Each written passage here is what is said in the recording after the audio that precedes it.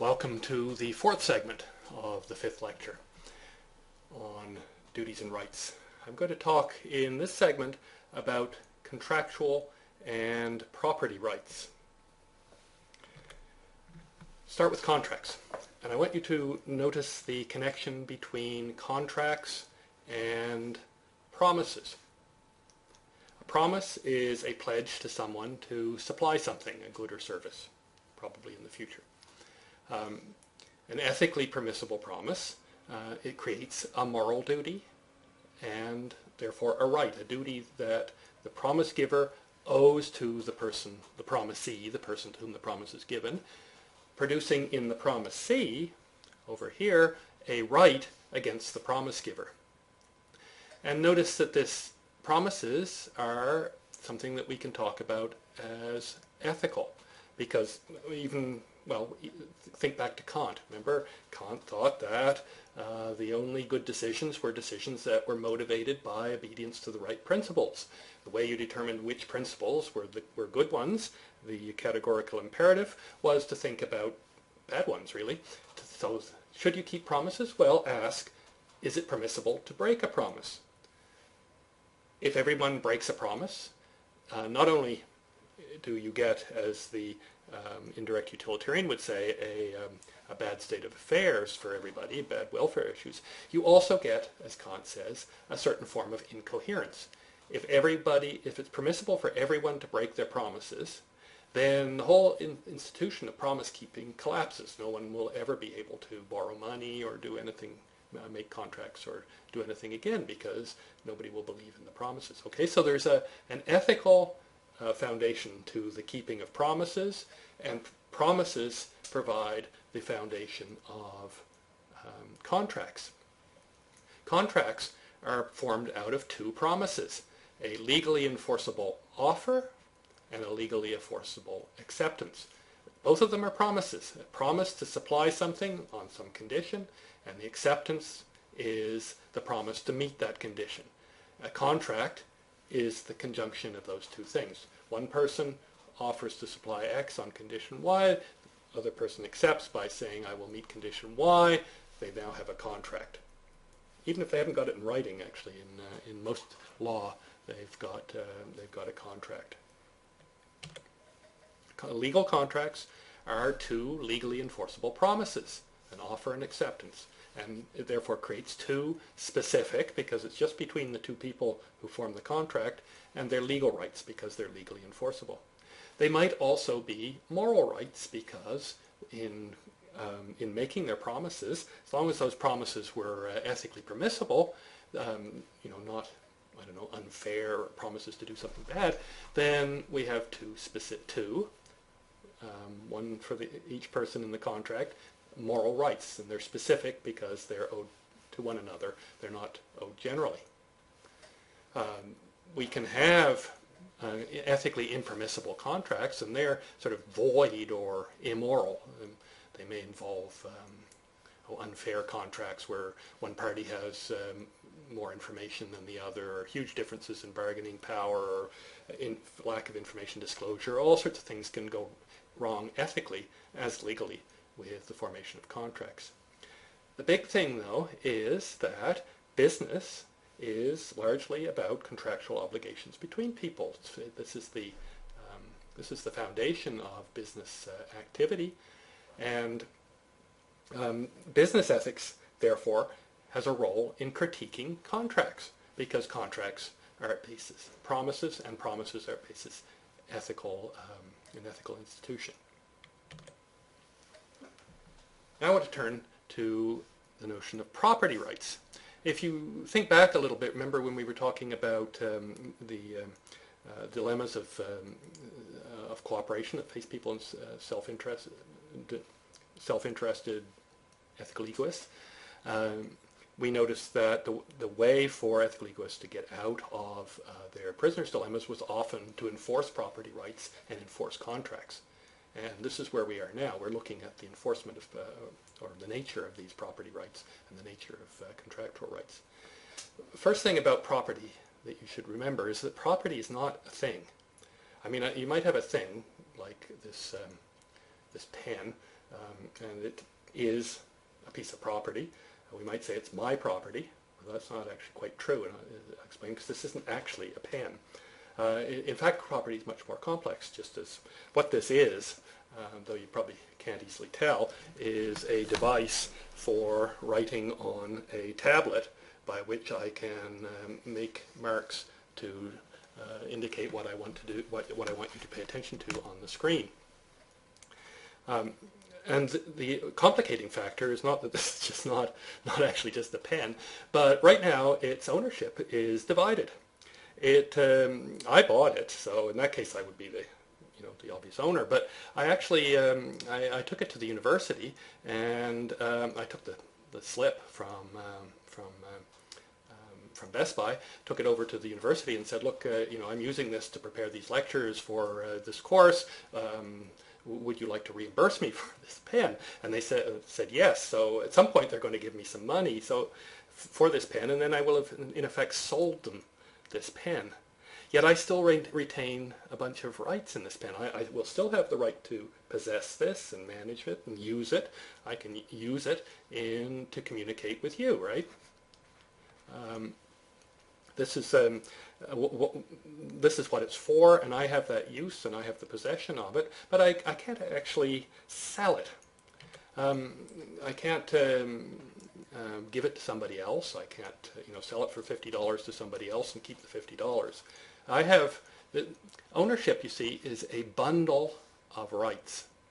Okay, think of it not as a unitary right, but it's a bundle of rights of different types. And one of the rights is the right to possess, which I have for this pen. So I have this one, I have the right to use it, I have the right to control how to manage it, but I don't know whether I have the right to the income. I'm not quite sure what that would mean in this case. I certainly don't have the right to the capital, because I've sold it to the university, and now the university owns the pen. I will probably have it for the rest of my life, to be honest, because the university, nobody else particularly wants it, and the university will forget that I have it. But, and I will probably use it for other purposes too, but they will all be related to university purposes, so I assume that that's not a problem. I can't leave it to somebody in my will, and it can't be taken from me in execution for debt. If I go bankrupt, if everybody thought it through, the bank could not seize this pen, because it's not mine that it can be seized. The key-ish thing here, though, is that something that seems simple, like a piece of property, is actually quite complex. It has the ownership of this piece of property is a complex bundle of rights, ownership rights over this over property. This is also true of corporations, and this is which are the main form of business organization. There's a division of ownership in joint stock companies with limited liability. Shareholders and managers have different bundles of rights. If you have shares in, let's say, an oil company, Exxon oil company, that doesn't give you any right at all to possess, to go down and seize some of their gas, or to use a gas station, or even you've got maybe a little bit of a role in managing the company, and that you get to vote every now and then, but you can't, as a shareholder, you don't have the right to possess, use, and manage the company.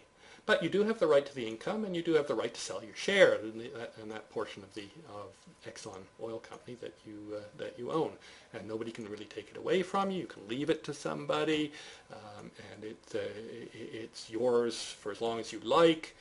You have some limited liability with regard to what happens in Exxon. If Exxon has a huge environmental disaster and everything goes to pot, well then. Your liability will be limited to the value of your shares, and management has the right to possess and use the assets of the company, and most of the rights to manage. So just as the ownership of this pen is divided between the university and me, the ownership of a company is, if you think about it, involves shareholders and management having different parts of a bundle of rights in the company's assets. And this gives us a way of thinking about the nature of a firm, not why business corporations exist, but what is their nature, which is that they're somehow a connecting point or nexus of a pile of legal interests.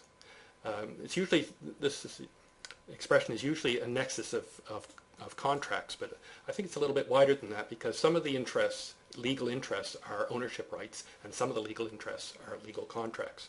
So for example, here's our firm here in the middle, and we have some employees, right? And they have employment contracts. They have a contractual obligation with the firm, and the firm has contractual obligations with them. We have some owners, let's say, and the owners have another set of legal connections to the firm, and therefore indirectly to the employees. The owners, the owners have their rights or property rights in general. And then we have, let's say, suppliers, and we have consumers, and sorry, we can get rid of that.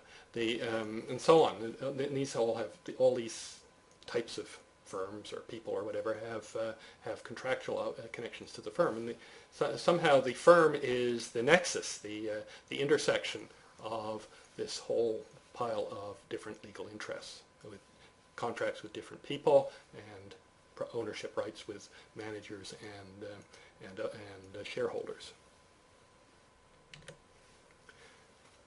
So, just to give you a little practice with these concepts, which of the following best illustrates the concept of contractual moral rights? Contractual, not property. All right, think about this for a second, and I'll be back.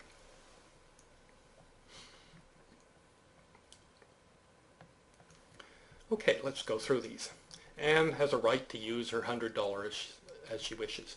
Right to use is a property right, right? It's one of the bundle of rights that a person who owns something might have. It's also, I suppose, implicitly her right to her capital too, that she can, use the $100 to buy whatever she wishes. Anne's right to hold Bob to his promise to give her $100 tomorrow. Well, this is a promise that Bob has given to Anne, creating a right that Anne has, right? So Bob has a duty to keep his promise to give her the $100 tomorrow, and Anne has the right that Bob have this. So it is a right, but it's not yet a contractual right, because it doesn't involve the two-party offer and acceptance nature of contracts. Similarly, Bob's right to hold Anne to her promise to give him $100 the day after tomorrow. So tomorrow Bob will loan Anne $100, and the day after that Anne will repay him. Bob has a right based on Anne's duty to keep her promise. He has a moral right based on Anne. It's a specific moral right, because it's only Anne has the duty to give him the $100 on the day after tomorrow. So these are not contractual rights. These are promissory rights and almost contracts. It's when you put them together that Anne has a right to hold Bob to his promise to give her $100 tomorrow, and Bob has a right to hold Anne to her promise to give him $100 the day after tomorrow, that you get a contract, which is two specific rights based on a promise, an offer, an offering promise, and an accepting promise.